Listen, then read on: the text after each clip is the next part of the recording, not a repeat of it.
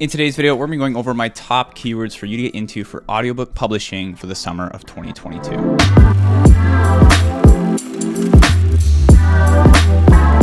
What is going on, guys? Welcome to the channel. If you're new here, my name is Dane, and on this channel I talk all about self-publishing books on Amazon, online entrepreneurship, and just lifestyle in general. So if that kind of thing interests you, make sure you subscribe, drop a like on the video, and hit the notification bell so you know when I post new videos. In today's video, I'm going to be talking about my top keywords for you to get into for audiobook publishing. So not Amazon KDP, even though a couple of these could work on Amazon KDP. I'm not going to say they're not going to work, but specifically these ones for audiobooks in terms of Audible and ACX book publishing.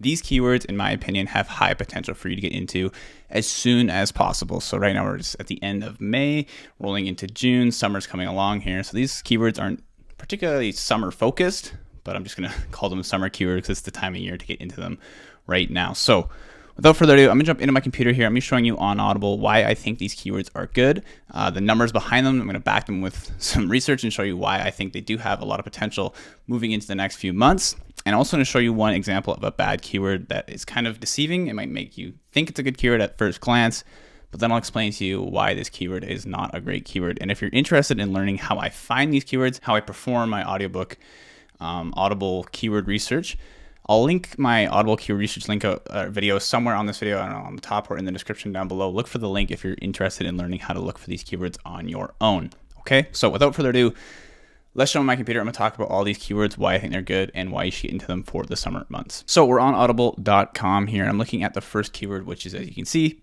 how to analyze people. And again, I'm not going to go over how I found these keywords. I'm just going to talk about these keywords and give you maybe some keywords for you to get into if you're stuck right now in terms of picking keywords for audiobooks. So the first one I found, again, is how to analyze people. And the numbers that we're looking for, so it's clear to you, I'll go over right now what makes this, in my opinion, a decent keyword to get into in terms of audiobook publishing. So the tool that I'm using in order to see all these numbers at the top here, because these numbers are very important. You can see this row of things at the very top of the screen here. The tool that I'm using to see those is called Bookbeam, all right? And that is linked in the description down below if you want to use Bookbeam. It also has this Chrome extension up top, which gives me even more data up top here that I can view all the keywords, the numbers, the average BSRs, and stuff like that, okay? So if you're looking to follow along with me and you want to perform your own keyword research, Bookbeam is an excellent option in terms of a keyword research tool. Again, it's linked in the description down below. So looking at this first keyword, how to analyze people, the first thing I look at for any keywords on Audible is the average BSR. So Bookbeam's going to show me the average BSR is around 77,000 up top here. The average BSR is basically just the average bestsellers rank. So the lower that number is, the better that book is selling on Amazon. So for example, the one that's ranking number 1 up here on Amazon in terms of audiobooks, this is number 2,350. So it's the 2,350th best-selling audiobook on Amazon on Audible right now. So the lower the number, the better. So this takes basically the average of all the audiobooks that are popping up on the very first page and tells me what it is. So the average of all these audiobooks, the average BSR is 77,000. So when I'm looking at audiobooks and for good keywords, I'm usually looking for an average BSR that's around 50,000 or lower. So this is kind of close to it. It's not exactly 50,000, but up here, if I click the Bookbeam, I don't know if you guys can see this, but the Chrome extension up top here, what I like to do is just remove some of the outliers. So if you look at these average BSRs, these are all the books that are ranking on the first page here. You can see all the average BSRs on the right. There are some that are kind of standing out from the crowd. So there is this one that's at 200K. So I would remove that because it's an outlier. So I can click this check here. It's going to remove it from the results. You can see our average BSR went down to 71,000. After that, let's take a look, see if there's any others. This one's at 236,000. So I'll remove that one as well. And I think there was one at 180 that I saw here somewhere. Maybe not. There's one more higher one though, I think, 145 here.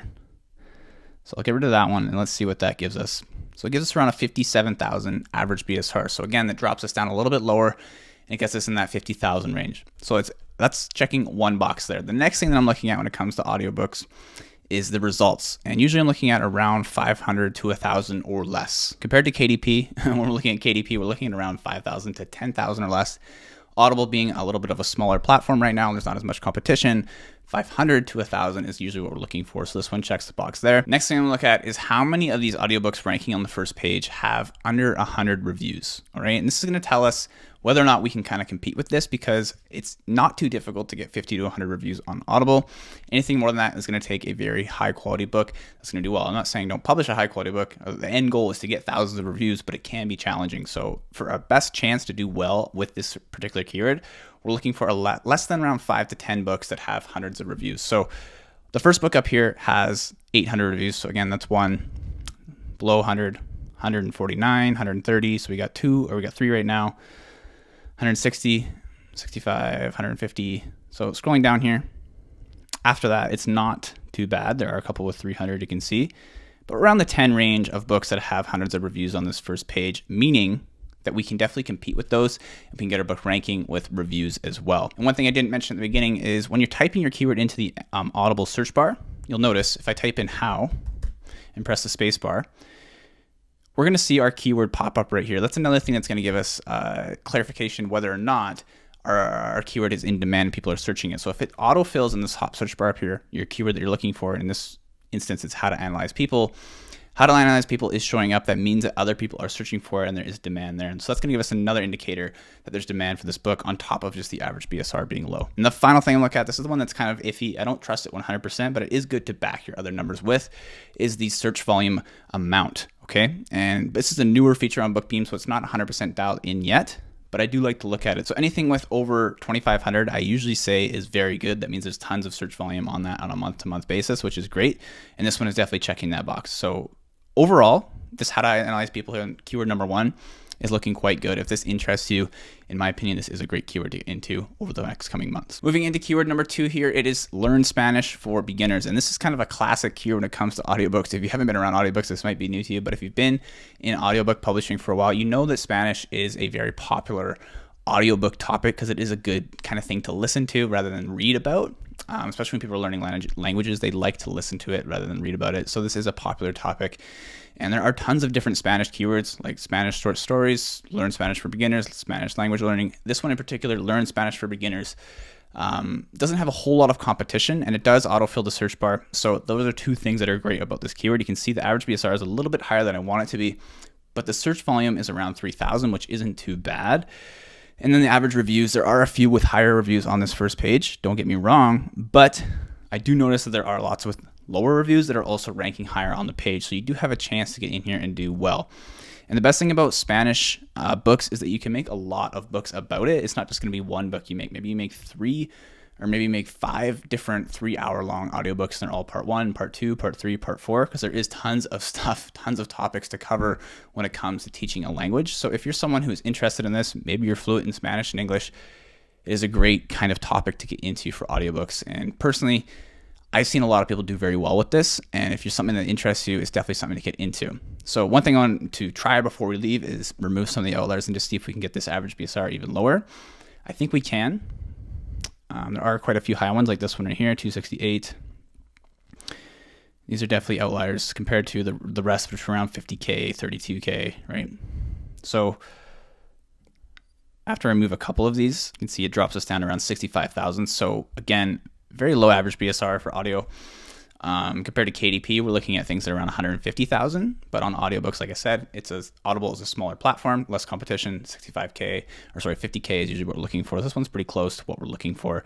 So that is a great thing. And again, the competition, not very high, only 349 results for Spanish or learn Spanish for beginners. So I do like this keyword. If it's something that interests you, it's definitely a great one to get into for the summer. Moving into keyword number 3 here, we're looking at it up top here, it is gut health. And if you type in gut into Audible, automatically health is one of the things that auto-populates, which is great. You can see it's the number 1 answer right here. Looking at the amount of results, very low. This is the lowest one that we've seen so far. It's below 100, which is excellent. And then our average BSR is a little bit higher, but again, we'll remove a couple outliers and just see. And then looking at the search volume, it's almost at 10,000. So this is a very popular, very high demand search keyword every single month. So that is a great number, a great healthy number. That's obviously a lot higher than 3,000. Usually my base level is around 1,500 to 1,000. If it's less than that, it's not a whole lot of demand. But in this instance here, you can see it's almost at 10,000. So that's very, very good. And then as far as reviews go, there are a few with thousands of reviews at the very top. But as we scroll lower and lower, you'll see that the reviews are pretty sparse and they're actually not too high. So if you have a new book coming into this niche or this keyword, I definitely think you can do well with this gut health topic, especially if it's something that you're passionate about, something that you enjoy. I definitely think this is a good one to get into for the summer months. So let's take a look at the average BSRs here and see if we can get this a little bit lower. You can see at the very top, all of these books are ranking very well. And one thing I haven't mentioned yet is that BookBeam also shows the estimated amount of money that these books are making every single day based on their average BSR. You can see this one right here, Fiber Fueled, is at 1,000, and it literally is making almost $1,000 per day off of just audiobook sales. So BookBeam gives you the idea for what you could potentially make within that particular keyword. So obviously a lot of potential with this gut health one. And if I scroll down lower, you can see there are quite a few that are high up there. I'll remove the ones that are very high, like 300,000 range. Let's get rid of those. And maybe this 232, and that should drop us to around 100. Like, even looking at these ones, like sometimes the average BSR isn't the end goal when it comes to looking at things. Sometimes I'll look at the top ones, like the top 10 ranking books, and just see what they're around, because that's these are the high quality books that are focused on that keyword. So you want your book to be high quality, and if you do make your book high quality, theoretically you should be able to get your book ranking around these top ranking books, which are all around the 10,000, 20,000 range. So they're making good money every single day. You can see $80 a day, $975 a day, $36 a day, and obviously that adds up over time, especially if you have multiple books. So keyword number 3, gut health, I do like, and I do think there is definitely some potential for that one moving into the next few months. Finally here, keyword number 4, before I get into the keyword that is kind of deceiving and it's not the best keyword. A decent keyword right now, not amazing, but a decent keyword to get into is bedtime stories for kids. And again, this is another one kind of like Spanish language learning. It's kind of popular if you're in the know when it comes to audiobooks, but if you're brand new and you haven't heard about this kind of thing, this is a great keyword to get into. It is a bit competitive if you look at things up here. It's around 1,000 results for this particular keyword. But the search volume is high. You can see it's around 4,000. The average BSR without me even removing outliers is below 50K, which is a very good sign. And scrolling through the books here, the only thing is that a lot of them do have hundreds of reviews. And honestly, it's not even that bad. Looking at the top 3, they're above 500, looks like. So not even 200. Below that, we have under 100 reviews for most of the books, which is a very good sign. And it means that you can get in there and definitely rank your book on the first page. So in my opinion, I do like this keyword. The only thing is there's almost 1,000 people or 1,000 books ranking for this keyword. But other than that, all the other numbers are great. And to be honest with you, it's going to be hard to find a keyword that checks all the boxes that we're looking for here. Average BSR, the amount of results, the reviews, the search volume, does it autofill the search bar? It's going to be hard to find every single one of those. So if you can get maybe 4 to 5 of those, you're on the right track to finding a very good keyword. So with this one, I do enjoy it quite a bit. And even if we go up here, you can see I can probably remove a couple outliers, 100K here.